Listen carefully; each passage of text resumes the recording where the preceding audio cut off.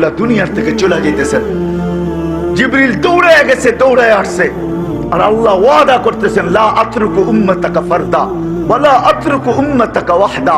হাবিবি, বন্ধু, আপনার উম্মতকে আমি একা ছাড়বো না। যাকে আল্লাহ বন্ধু বানাইছেন, বন্ধু, হাবিব। হাবিবের মিনিংস আর তর্জমা আপনারা বন্ধু করেন, হাবিবের তর্জমা বন্ধু না, এটা ভুল তর্জমা।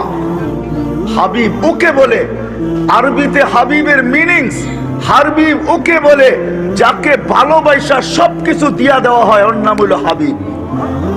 ভালোবাসা সবকিছু সবকিছু দিয়ে দেওয়া হয়, মনে থাকবে। হাবিব অর্থ হলো ভালোবাসা সবকিছু দিয়া দেওয়া। আল্লাহ বন্ধুকে ভালোবাসা সবকিছু দিয়া দিছে, জান্নাতের চাবি উঠাইয়া দিয়া দিছে, মাকামে মাহমুদ দিয়া দিছে, শাফাআতে কুবরা দিয়া দিছে, দেয় নাই কি সবকিছু দিয়া বলছে, আল ইয়াউমা আকমালতু লাকুম নি'মাতি, আমি নিয়ামতের পুরো ভান্ডার আপনাকে উঠাইয়া দিয়া দিলাম। এই হাদিসও বুঝায় যে সবকিছু দিয়া দিছেন, নাইলে জিবরিল কেন নিয়ে আসবে, মিকাইল আলাইহিস সালামের মাথায় দিয়া কেন নিয়ে আসবে, আল্লাহর রাসূলই বা কেন বলবে উতিতু মাফাতিহাস সামাওয়াতি ওয়াল আরদ, আকাশ জমিনের ভান্ডারের চাবি আল্লাহ আমাকে দিতে চাইছেন, আমি নেই না, এটা অন্য কথা। আল্লাহ হাবিব বানাইছেন, হাবিব। ওই হাবিবের সাথে আল্লাহ ওয়াদা করতেছেন। হাবিব, হাবিবের মিনিংস, কেউ কেউ যদি বলে খলিল, অর্থ তো বন্ধু, ঠিক না? কি? হ্যাঁ, খলিল অর্থ হইলো ভালোবাসা সবকিছু নিয়ে নেওয়া। কি? ওইখানে সবকিছু দিয়া দেওয়া, এইখানে সবকিছু। বুড়া বয়সে একটা ছেলে দিছে, 5-6 বছর বয়স হওয়ার পরে বলে, এইটাও আমারে দিয়ে দেন। ইন্নী আরা ফিল মানামি আন্নী আদবাহুকা ফানজুর মাযা তারা, বলে এইটাও আমাকে দিয়ে দেন। ভালোবাসা সবকিছু নিয়ে নেওয়া। খলিল সব দিয়া দেন, যা আছে দিয়া দেন।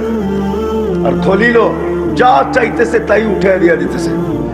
আর হাবিব অর্থ হলো ভালোবাসা সবকিছু সবকিছু দিয়ে দেওয়া। আমাদের রসুলকে আল্লাহ সব দিয়া দিয়েছেন, সব সব কিছু দিয়া দিয়েছেন, সব আপনি পড়তে থাকেন, সব দিয়া দিয়েছেন। আমাদের নবীজিকে আল্লাহ সব দিয়া দিয়েছেন। ওই হাবিবের সাথে ওয়াদা করতেছে। আজকে নিজের দিকে একটু তাকায় দেখেন, মাঝে মাঝে মনে চায় চিৎকার দিয়া বলতে, আল্লাহ তোমার ওয়াদা কোথায়? আজকে আমাদের এই দুরবস্থা, যার যা মনে চায় তাই বলে, যে যেরকম খেলতে চায় আমাদেরকে নিয়ে ওরকমই খেলে। মাঝে মাঝে ভাবি, আল্লাহ কি ওয়াদা করলাম, কিন্তু ভিতর থেকে জবাব আসে, তুইও তো ওয়াফাদার না। তুইও যদি ওয়াফাদার হইতি, আমরাও যদি ওয়াফাদার হইতাম, তো আল্লাহও তো ওয়াফাদার হইতো, আমরাও তো ওয়াফাদার না। আমরাও তো আল্লাহকে চিনলাম না, আমরাও তো রসুলকে চিনি নাই, আমরা তো রসুলের গোলাম হই নাই। যদিও আল্লাহর ওয়াদা ছিল, আল্লাহর ওয়াদা ছিল, क्या वफा तूने मोहम्मद से तो हम तेरे हैं, क्या वफा तूने मोहम्मद से तो हम तेरे हैं, ये दुनिया क्या चीज है लौह कलम तेरे हैं। ওয়াদা তো ছিল, মুহাম্মদুর রাসূলুল্লাহর গোলাম হয়ে দেখাও। সাহাবা হয়ে দেখাইছিলেন। দুনিয়া গড়লে দেখা যায় আমি পাড়ার মানুষ।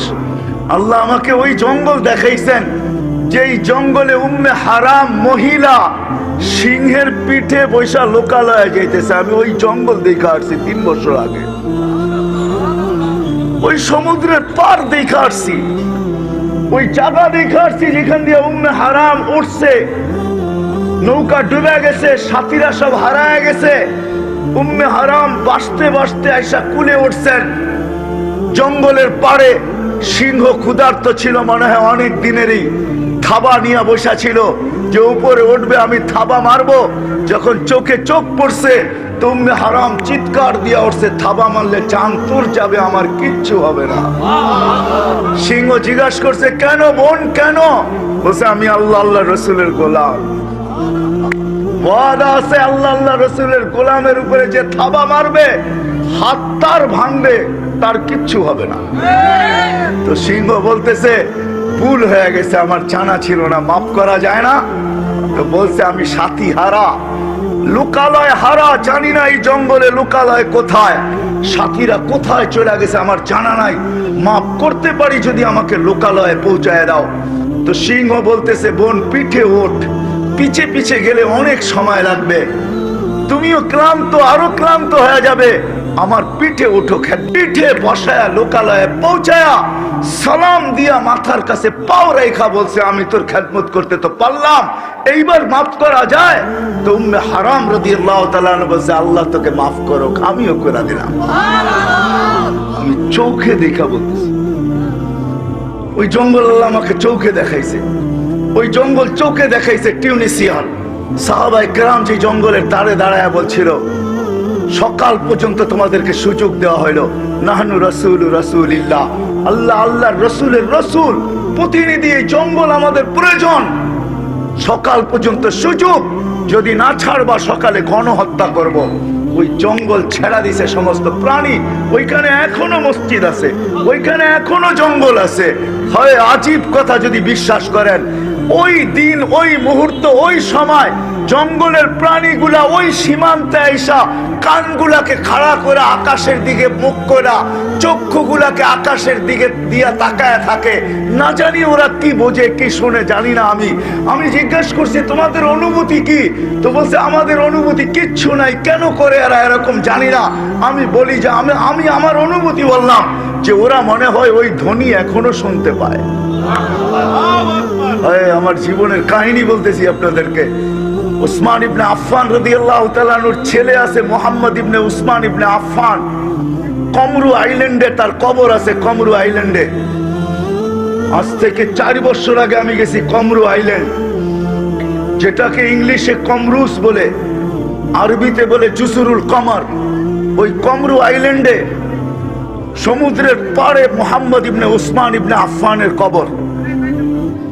এয়ারপোর্ট হলো, রাজধানী হলো মরণী, এয়ারপোর্ট থেকে 10 থেকে 15 মিনিট লাগে ওই কবরে যেতে।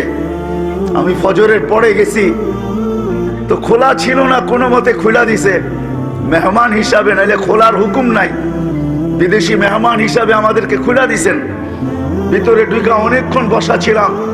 তোরা আমাকে বললো যে বৎসরে একবার ভারত সাগরের পানি উপরে ওঠে, ঢেউগুলা উপরে ওঠে, পানি উপরে ফুলা ওঠে, আর এই কবরের সাথে বৎসরে একবার আইসা ঢেউগুলা বাড়ি খায়, বৎসরে একবার। তা আমি বললাম তোমাদের ফিলিংস কি, তোমরা কি বোঝো এর দ্বারা? কালো মানুষ, ছোট্ট একটা দ্বীপ, 7 লক্ষ মানুষ মাত্র ওই দ্বীপে। তোরা বললো আমরা কিছু বুঝি না, জানি না কেন হয়।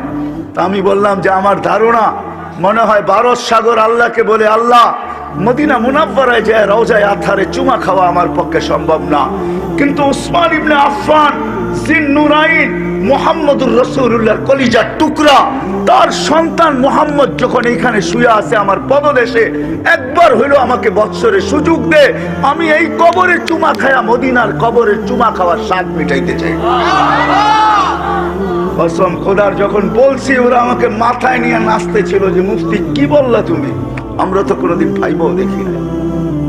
হায় হায় হায় হায় হায়, সাহাবায়ে কেরাম গোলাম ছিল মুহাম্মদুর রাসূলুল্লাহ, গোলামির কারণে উকবা বিন নাফে রাদিয়াল্লাহু তাআলা আনহুর কবরে যে সালাম দিতে বাধ্য হয়েছি। সালাম উকবা, তোকে সালাম। তিউনিসিয়া তার কবর, উকবা বিন নাফে রাদিয়াল্লাহু তাআলা আনহু কবরে যাওয়ার পরে সালাম, ভিতর থেকে সালাম দিতে বাধ্য হয়েছি। ভিতর থেকে চিৎকার বাহির হয়েছে, উকবা তোকে স্যালুট, উকবা তোকে সালাম। যে আটলান্টিকের ভিতরে, আমি 2 বার মরক্কো গেছি, যে আটলান্টিকের ভিতরে ঘোড়া নামায়া দিয়া বলছে লাউ আলিমতু, বলছে এক রিওয়ায়াতে, আরেক রিওয়ায়াতে সে আখবিরনি ওয়ারাহাতাল বাহরি আহাদ, আমাকে খবর দাও এই সমুদ্রের পাড়ে, ওই পাড়ে কেউ আছে কিনা।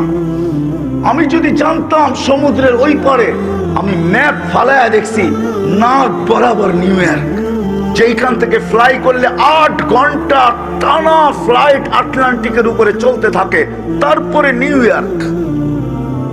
আমি চায়া বলতেছি নিউ ইয়র্ক। আল্লাহ আমাকে টানা 4 বছর নিছেন আপনাদের এই সোনার আমেরিকায়, যেটার নাম শুনলে সবাই আমরা দেওয়ানা হয়ে যাই। ওই আমেরিকা আল্লাহ আনাচে কানাচে আমাকে দেখাইছে। ওই সাহাবী বলতেছে ঘোড়া রাইখা ওইখানে 2টা মিনার বানানো আছে, মিনার চিহ্ন স্বরূপ 2টা মিনার বানানো, উকবা বিন নাফি রাদিয়াল্লাহু তাআলা যেখানে ঘোড়া নামায় দিয়া বলছেন, ওই পারে কেউ আছে কিনা বলো, এই সমুদ্র আমার জন্য বাধা না। ওনার কবরে যখন গেছি তো আমি সেলুট দিতে বাধ্য হয়েছি, উকবা তোমাকে সেলুট। বাস্তবিক এরা পারতেন, কারণ অভিজ্ঞতা ছিল।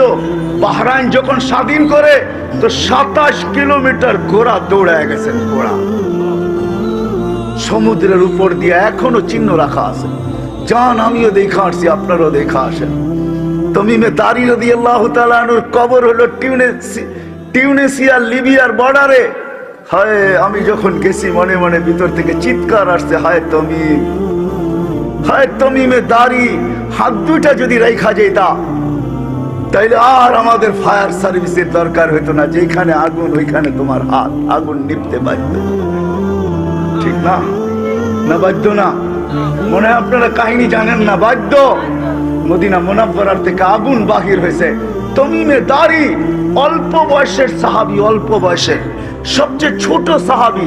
9 হিজরিতে মুসলমান হয়েছেন, 10 হিজরিতে আল্লাহর রাসূল দুনিয়ার থেকে বিদায় নিয়েছেন। সবচেয়ে কম বয়সের সাহাবী উমর রাদিয়াল্লাহু তাআলা দুনিয়াকে দেখাইতে চাইছে আমরা গোলাম হওয়ার কারণে কি অর্জন করছি। দেখো, আমাদের সবচেয়ে ছোট বাচ্চা সাহাবী হিসাবে আমি বাচ্চাই বলবো।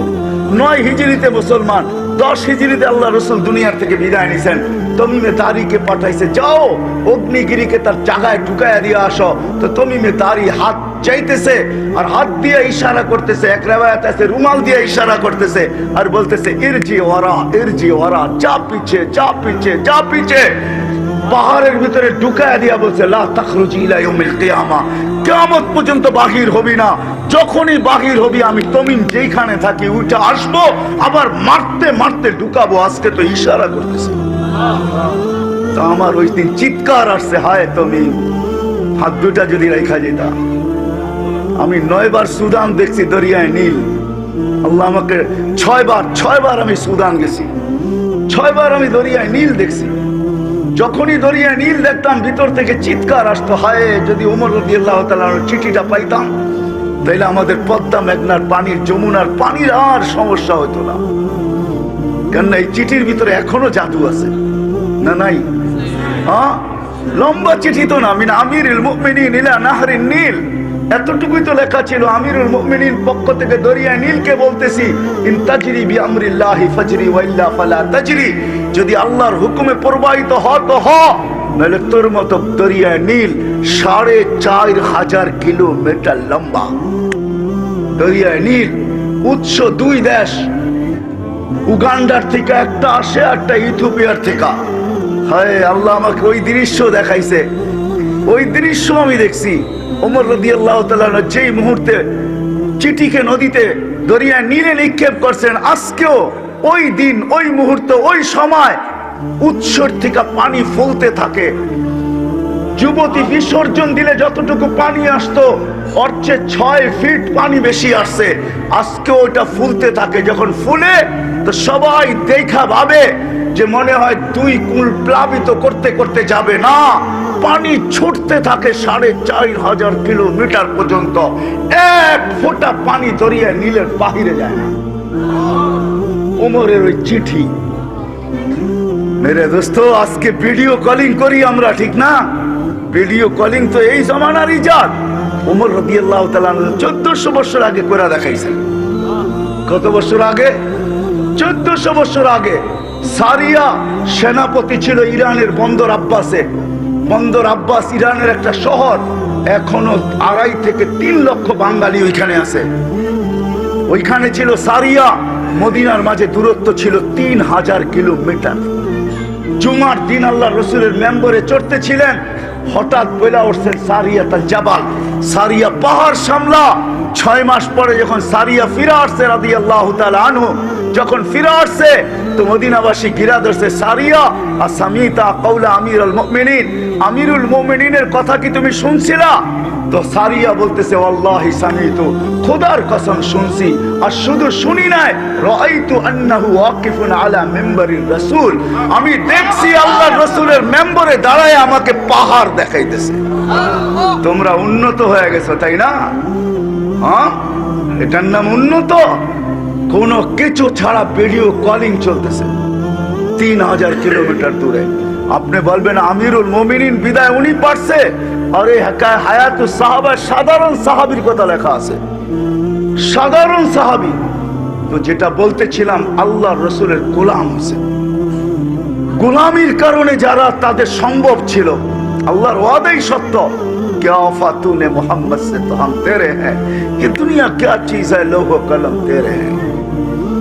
আমি তো অল্প বললাম, শতটা বলা যাবে যা আমি চোখে দেখছি সাহাবায়ে কেরামের কেরামতি, সাহাবাদের সাথে আল্লাহর ব্যবহার, শতটা দেখছি, শতটা চোখে ঘুরা ঘুরা ঘুরা ঘুরা ঘুরা ঘুরা দেখছি। আল্লাহ দেখাইছেন বিদায় ওইখান থেকে বাহির হয়ে গেছি, ওই হাদিসে কুদসির থেকে বাহির হয়ে গেছি।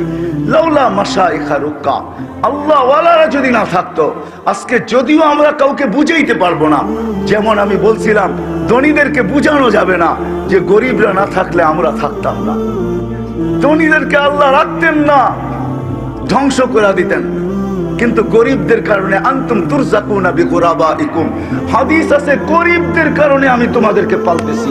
আজকে আমার সমাজকে এটাও বোঝানো যাবে না যে আল্লাহ ওয়ালাদের চোখের পানিতে আমরা বাইচা আছি, নাইলে বাঁচার কোনো বিষয় ছিল না, বাঁচার কোনো উপায় ছিল না।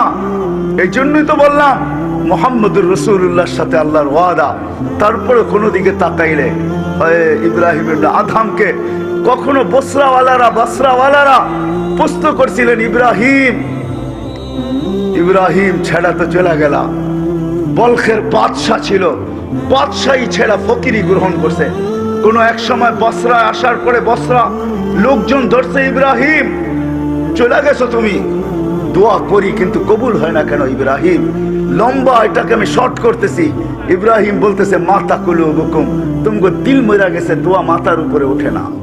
আজকে আমাদেরও দিল মরা গেছে, দোয়া মাথার উপরে ওঠে না, দিল মরা গেছে। তো বলছে কি কারণে দিল মরছে? তো ইব্রাহিম ইবনে আদম 15টা দেখাইছে, 15টা কারণে। আর খোদার কসম 15টাই আমাদের ভিতরে আছে।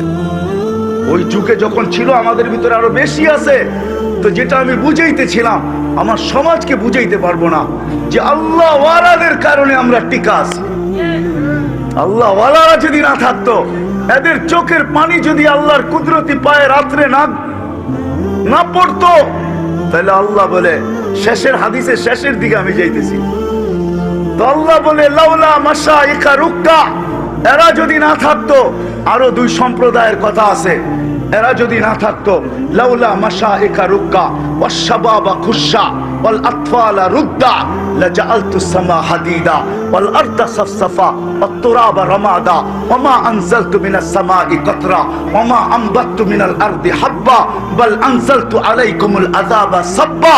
তো আল্লাহ বলে শোনো, এই 3 সম্প্রদায় যদি না থাকতো, ওই যুবক যে লজ্জাপতির মতো আল্লাহর ভয়ে নিজেকে গুটায় নিছে, আমি আপনাদেরকে প্রথম দেখাবো কওমি মাদ্রাসাগুলাতে, প্রত্যেকটা মাদ্রাসা যেটা দাওরায়ে হাদিস আছে, মেশকাত আছে, নাহবে মিল পর্যন্ত আছে, ওই মিজান পর্যন্ত আছে। মিজানেও ওই যুবক পাওয়া যাবে যে যৌবনে চলে আসছে, বালেগ হয়ে গেছে, কলম তার পক্ষে লিখতে শুরু করছে বা তার বিরুদ্ধে লিখতে শুরু করছে। রুফিয়াল কলম আন সালাস, কলম 3 ব্যক্তির থেকে উঠানো, কিচ্ছু লেখে না, তার পক্ষেও না বিরুদ্ধেও না। সবই হাত্তা ইয়াবলুগ, বাচ্চা যতক্ষণ পর্যন্ত বালেগ না হয়। মজনুন হাত্তা ইয়াবরা, পাগল যতক্ষণ পর্যন্ত ভালো না হয়। নাইম হাত্তা ইয়াস্তাইকিজ, ঘুমন্ত ব্যক্তি যতক্ষণ পর্যন্ত সজাগ না হয়। কওমি মাদ্রাসাগুলোতে মিজান থেকে, তাইসির থেকে পাবেন ওই সমস্ত যুবক ছেলেদেরকে যাদের পক্ষে কলম লিখতে শুরু করছে, ইচ্ছা করলে অনেক কিছু পারে, কিন্তু আল্লাহর ভয়ে লজ্জাপতির মতো নিজেকে গুটায় নিচ্ছে, গুটায়া